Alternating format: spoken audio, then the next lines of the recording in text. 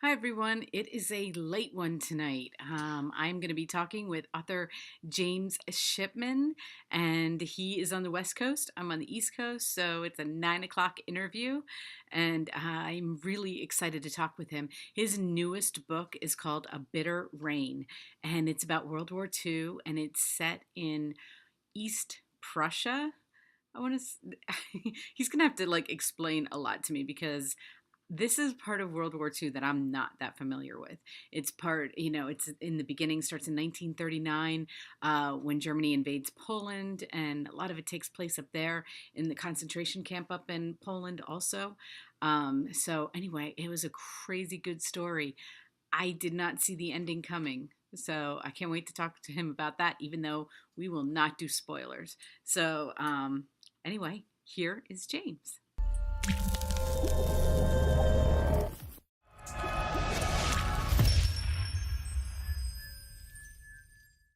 Hi, everyone. I am so excited to be talking with author James Shipman, and we're going to be talking about his newest book called A Bitter Rain, and it's a World War II book, and I love World War II books. So thank you so much, James.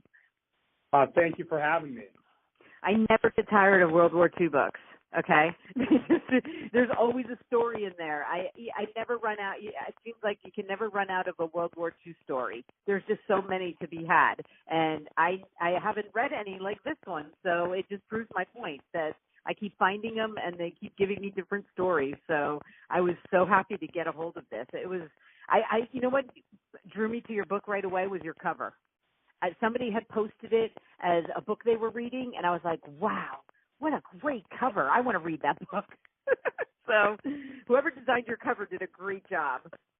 Yeah, I definitely agree on that, and it has that kind of nice Eastern Front kind of frozen feel to it, and it's definitely my favorite cover of the four books that I've published. Well, it just is that it gives you that eerie sense because right away you know it's going to be involving a concentration camp of some, and then the cold, the snow, and right away you're like, oh no, like it just fits in with the title. It's a great cover, and I love telling the authors when they have a really good cover because I know it's not something you always get to pick, but sometimes you get choices on it, and whoever did that did a great job. Yeah. Oh, thank you very much. Yeah, it's interesting you said that about the concentration camp piece because there was another option that was very similar to this, but it had more the kind of the wiring that you think of attributed to a concentration camp, and I didn't like it as well as this. I liked the barbed wire this way, so I definitely love this design. Yes, absolutely. And like you said, you definitely get that northern feel to it because because I read so many World War II novels. I mean, when you're reading about the concentration camps in the North, there's just something about that because they were dealing with harsh weather on top of everything else that was going on. It's just I don't know, it's like a very, I don't even know what the word is to say about it, but it's like promotes more fear than even, what could possibly be there, the fear of it, because you just know how hard that was. But anyway, so I was so happy to read that you're an attorney by day because I was a legal secretary back in the day. So I love talking to attorneys. That's very cool. Yeah. I haven't been able to quit my day job as of yet, but I do practice litigation and quite a bit of mediation, and then I have over time.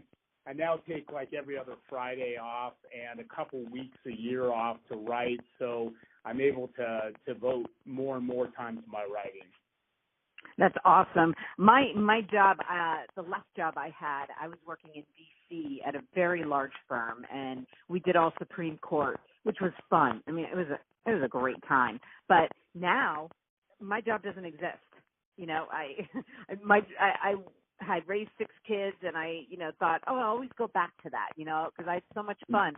And then when I started talking to lawyers, and they're like, yeah, we don't really have legal secretaries anymore. So I was like, computers took my job. They don't even need them anymore. Yeah, that's definitely true because with technology changes, a lot of the kind of dictation on the old tapes and all that kind of stuff has kind of gone away. Yeah, right. And that's right, because when I was working, the lawyers didn't have keyboards. They didn't have a computer. They didn't have anything. But now you guys all have that, so, makes it a lot easier. But anyway, so Bitter Rain, I mean, I love the title, okay? It meant so many different things to me during the book. But did you come up with that title, like, as you were writing, or, was it one of the first things you thought of?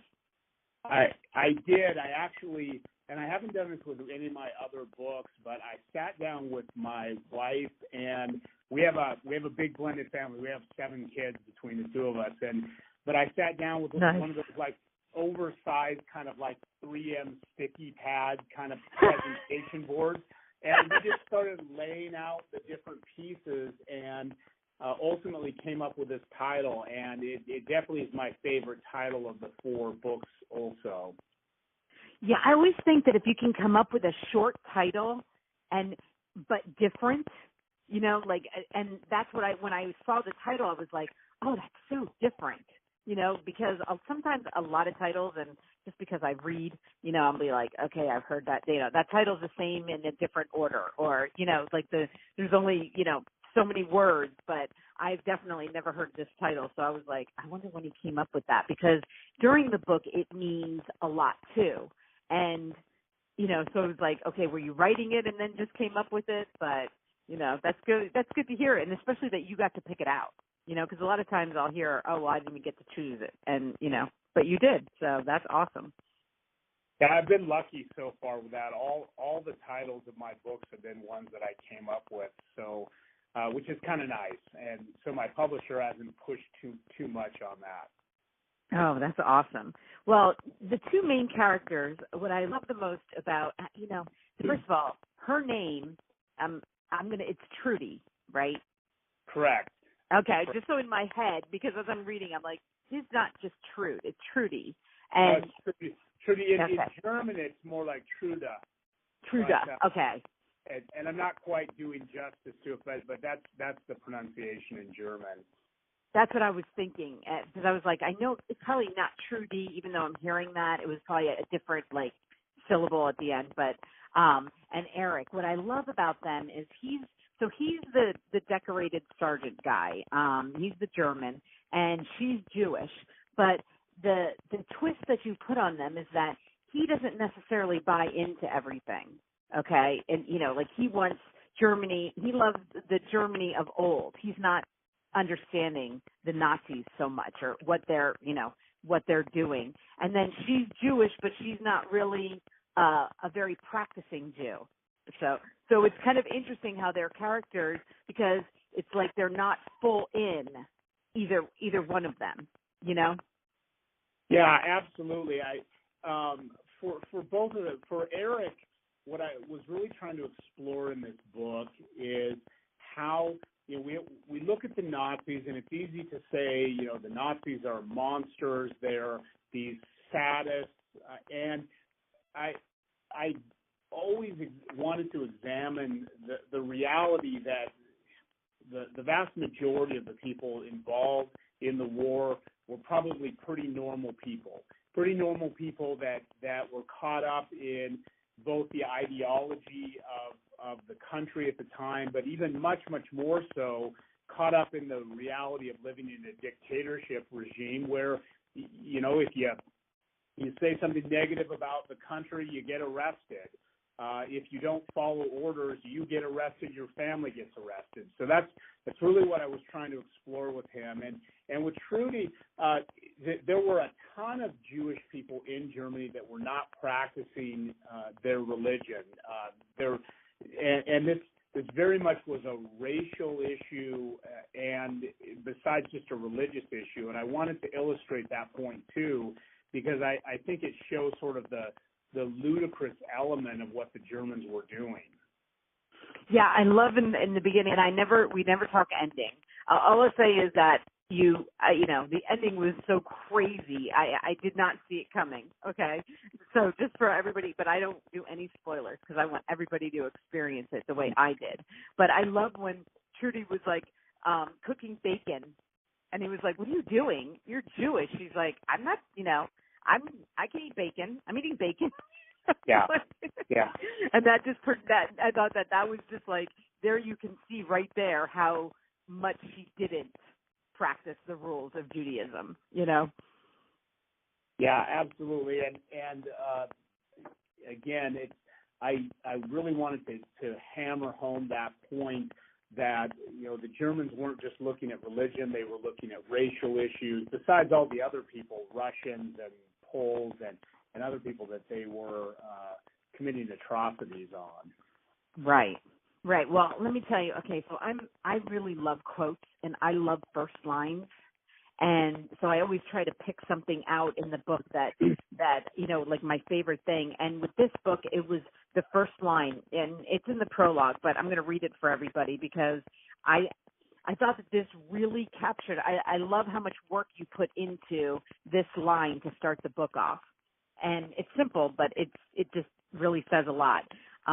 It says, Greta jiggled as her fingers slid down the razor-sharp blade. Careful, warned her father, that has a bite to it. And right away, I mean, of course I know what the book is going to be about, but it's like a father trying to protect his daughter, okay, with this very simple act, and yet there's this bigger thing that he's going to have to do. Like, I knew it right away. It's like, wow, look at how, I don't know. You can tell me what you were thinking, but that's what I got from it. Well, that's exactly.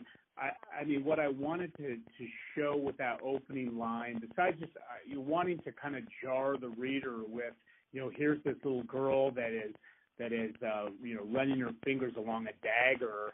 Right.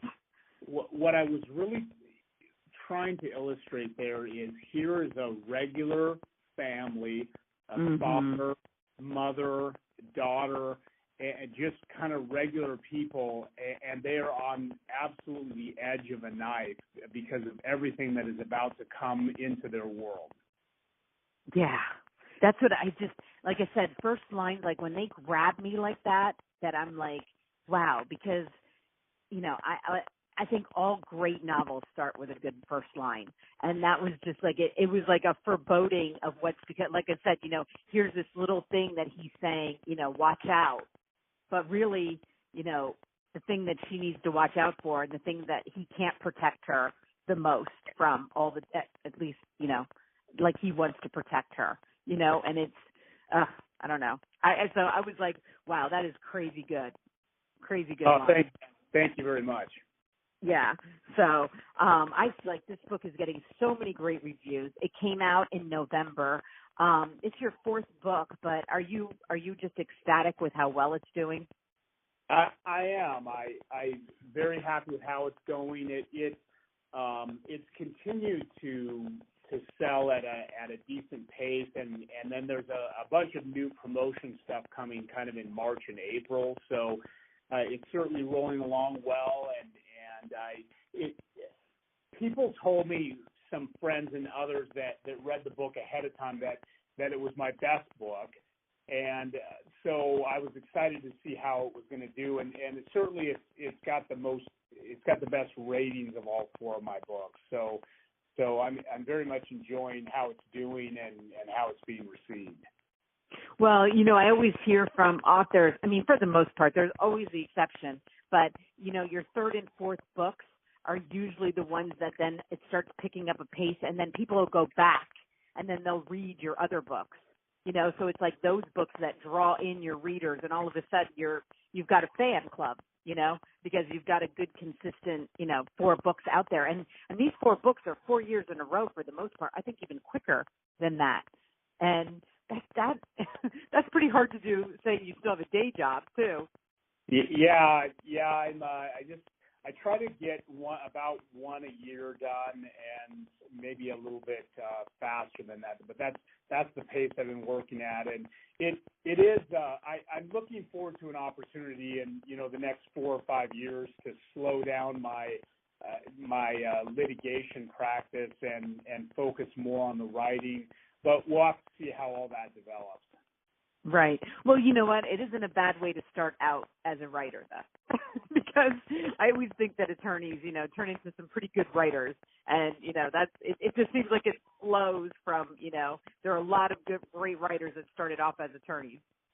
Well, I think that's true. I think that having a financial base, it really takes a lot of pressure off.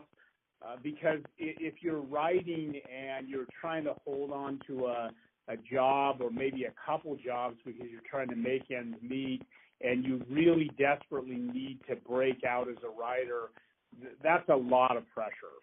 Right. That's true. That's absolutely true. And it's kind of like a second, it's like a second life of being able to, it's like you got to do the law thing and then it's like, oh, I get this second career, Exactly, and that's what I'm enjoying. And I got to a point after practicing for about 17, 18 years. I'm over 20 years now, but I got to the point where everything's kind of on autopilot, and it may be a little bit less fulfilling than it was initially. And I always dreamt of writing and working on that part, and so I just kind of went for it, and it's been a real delight. Oh, that's awesome. And, when I was thinking about the fact that you were having these two jobs, and then I saw an interview you did, and you said that Stephen Covey's book, 7 Habits, is one of your favorite books. And I was like, oh, well, that's how he does it. Because that's like one of, I go back to that book all the time. All the time. It just covers everything. And that is exactly the way I have been able to accomplish it. It's in like 15-minute, 30-minute increments here and there, and that's how I write. And again, now I've got a little bit more time available than I did have, but most of the writing I do is fitting in the cracks. Yeah, and that's awesome. So so this book came out in November. What are you working on now? I just finished a book that I'm turning into my agent actually on Friday, and that's a book about a kind of secret raid that occurred late in World War II, and so that's what it's all about. A small group of Americans that broke through the German lines and went about 50 miles behind German lines, and ultimately was unfortunately kind of annihilated, sort of Custer's last stand style. So that's what I've been working on right now, and so I'm finishing that up, and then I've got another project that I'm going to get going on here in the next few weeks. Wow. And that's what it's like when you're writing a book a year. You're promoting one book while getting another book out and then starting on another one. And with historical fiction, that just can't be that easy either, because it takes so much research into your books that, it isn't just about the writing. That's true. There's certainly a research element, and that part. It's not as intense as historical. What I'd really like to work on, and unfortunately I don't have time to do, is I'd love to be producing some of these big nonfiction historical books. But those are 4 or 5 year full-time projects, and I'm just not in a position to do that. So the nice part about historical fiction is that, you're able to do kind of the research on the fly. Certainly, I think also without the internet, I would not be in a position to be able to really do this. Mm-hmm. I'm doing it because right. It is so amazing. It's like, I'm sitting there and I'm like, what does German sergeant in 1943 on the Eastern Front wear? And, I'll Google that, and then, a lot of times that information is readily available, or, it comes up and there's a book that you can order, or, some other source that you can pursue. So it is amazing what's available and how much the internet helps at this point. I saw this crazy, one of the historical fiction writers on Instagram today posted this thing like, don't look at the history on my computer because you'll think I'm a serial killer. I'm just a historical fiction writer. Yeah, there's no doubt, because you do pursue, I mean, some interesting searches sometimes. I thought that was really cute because, you know, you have to like, I don't know, every once in a while they'll say what they're digging into that day. It's like, I just spent 8 hours looking at a hairstyle in, you know, the 1910s. Like, and you're like, oh my God, 8 hours? Like, you just spent 8 hours on that? Yeah. You know, just to get it down right, you know, because readers care about that. They want it right. So. They do. There's no doubt. And that's one of the things I've really enjoyed doing. And for the most part, like 90 whatever % of the time, people have reported back that I'm good with the history, that I get the history. Oh, yes. I did just have somebody posted a review on A Bitter Rain, and they were indicating that I got German breakfast incorrect. So it's not something that I had really thought too much about, and so they were unhappy with my description of a German breakfast. So I'm going to have to do better next time around. That's so funny. That's what I'm saying. Like, it's amazing the little details. Somebody will pick it up.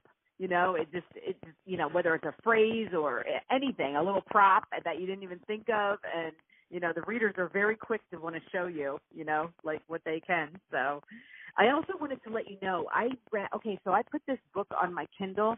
And then I got the audio book, and I did Whisper Sync with it because that's how my life is, so I can carry my phone around.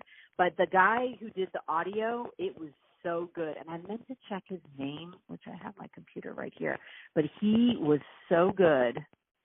Yeah. David DeVries. David DeVries. Yep. Yeah. He also did my audiobook for Going Home, and he lives down in Atlanta, and he is a actor and you know, heavily involved in the theater, a very, very talented person, and he knows his German, and that's one of the reasons when you listen to Bitter Rain is he has his German down big time.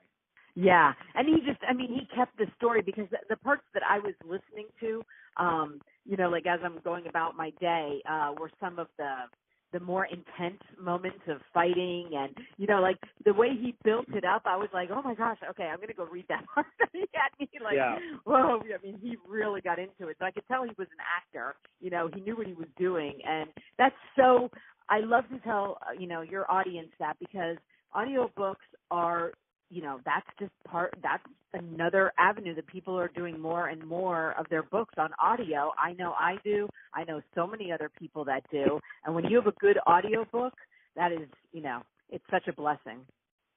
Yeah, you know, for the longest time I was totally uninterested in audiobooks, and now I have about a 25-minute commute back and forth to work, and every single day I'm listening to something on Audible. Yeah. Yep. Me too. Well, like I said, Whisper Sync is my friend because I can listen, you know, I can read, and then it switches right on my audio, right wherever I am on my Kindle, and, you know, and back and forth like that, so I don't have to constantly look at my chapters. And I don't know that I could do this without that. So, you know, I am hooked on it, and I enjoy both. I would prefer to read, and I have gotten negative comments about my listening to stuff, but you know what? That's just part of our daily life now. I mean, that's just, you know, in order to function, I have to listen too. So it is, and you know, I totally get that part about reading. It's just sort of like reading on a Kindle instead of reading a hard book. Yeah, I've converted to Kindle, even though I have a library of probably like 1,500 books, and my wife has always given me a bad time about how can you read on your Kindle, and it's just, you know, the reality is that there have been updates in technology. There are benefits, although I still love having a physical book in my hands. Me too. And, you know, I had a funny story. I was traveling a lot back and forth to Florida one year, and I would take, you know, all my books. I read a lot of books, okay? So I got stopped at the airport because my bag was too heavy. And so he opened it up, and he's like, you're going to have to carry these books. And I'm walking through an airport carrying like 6 books, and I'm like, I need a Kindle. This is ridiculous. Yeah.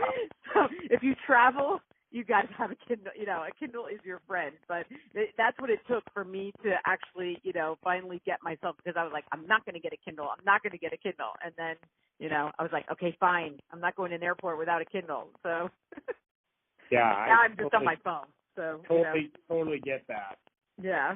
But I'm too. Me too. I love the hardback. I mean, I barely ever, if I'm going to buy a book, it's going to be hardback. It isn't even going to be a paperback. But it's just a reality of our life right now. But anyway, thank you so much, James. I mean, this book was really good. I am so happy for the success that's happening, with it, and I can't wait to read your next book. And we can always let me know when that. Do you know when that's coming out? Do you have a date? I don't yet because my agent's got to send it to the publisher, and then they've got to, approve it, and then we sign a new contract for that one, and then I'll have a date. So it's gonna probably be this one, may be because it's February when I'm turning this in. It could be late 18 or early 19 before my next one comes out. Okay, awesome. Well, thank you so much. I will have all of James's links underneath this video, and it was great talking to you. Thank you for taking the time. Thank you so much. A real honor to be asked, and appreciate it, and wish you all the success continuing on with what you're doing. Oh, thank you so much. Have a great night. Thanks, you too. Okay, bye-bye. All right, goodbye.